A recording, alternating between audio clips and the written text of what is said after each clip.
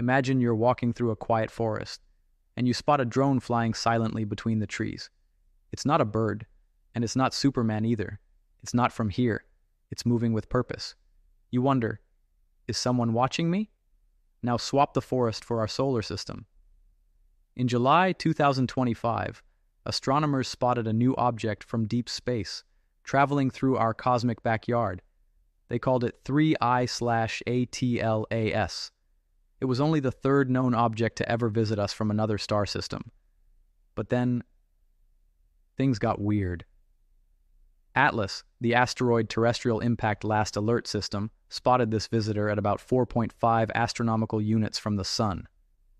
Subsequent observations confirmed a hyperbolic trajectory, clear signs it originated outside our solar system. Analysis suggests 3I/ATLAS is unusually large, up to 15 miles across, making it possibly the largest interstellar object ever recorded. That's about half the length of Manhattan, way bigger than the last two space visitors, Oumuamua and Borisov. Most comets fly through space like tumbleweeds blown by the wind, random, natural, chaotic. But 3I/ATLAS, it's not just wandering. Scientists noticed it came in on a strange path, almost perfectly lined up with the flat plane of our solar system, the same disk where the planets orbit the sun. Statistically, that's super rare, like tossing a frisbee from another galaxy and somehow landing it between all the planets without hitting anything. Even weirder, it passed really close to Venus, Mars, and Jupiter. That might sound random, but it's not. It's kind of like someone tossing a rock into a crowd, and it just happens to brush the shoulders of three specific people. Astronomer Avi Loeb and his colleagues did the math. The odds of all that happening naturally? Less than 1 in 20,000. Okay, I'm tired of calling this thing by its technical name, so let's call it Clark. Loeb and his team asked, what if Clark isn't a rock or comet? What if it's a spacecraft or a probe? Something designed and launched by intelligent life from somewhere else. Before you roll your eyes, they're not saying it definitely is. They describe it as a what-if exercise, a mental fire drill. If this were alien technology, how would we know? They proposed a sci-fi but technically possible idea. Clark could use the sun as a kind of cosmic brake. It's called a solar Oberth maneuver, a real concept in spaceflight. Basically, if you swing close to the sun at just the right angle, you can use its gravity to slow down or change course, like slingshotting around a planet, but in reverse. And here's the wild part. Clark is scheduled to do exactly that. On October 29th, 2025, it will pass right behind the sun from Earth's view.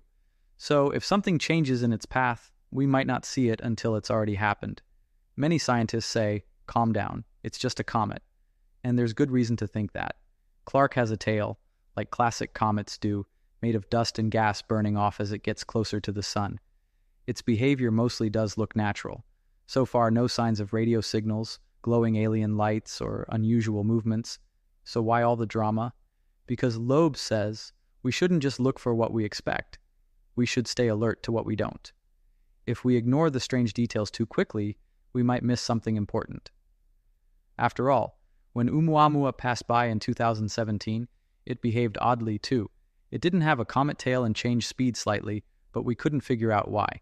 Some called it a space pancake. Loeb called it a possible alien light sail. Why does this matter?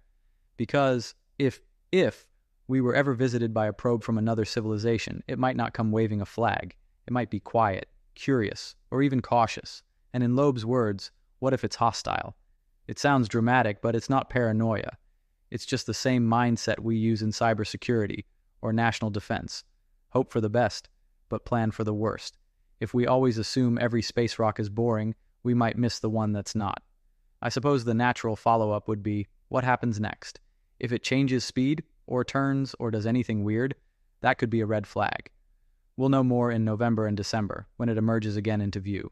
Meanwhile, new telescopes like the Vera Rubin Observatory will help us find more of these interstellar visitors. And maybe, someday soon, we'll catch one early enough to send a spacecraft to meet it. So, is Clark just a rock flying through space? Or is it something more? Maybe it's just a cosmic tourist. Maybe it's a silent messenger from another civilization. Or maybe it's nothing special at all, and that's okay. But what's important is that we keep asking, that we stay curious, that we keep our eyes on the sky, not just for what's out there, but for what it could mean down here. Because sometimes, a rock in space isn't just a rock, it's a question, and it's waiting for an answer.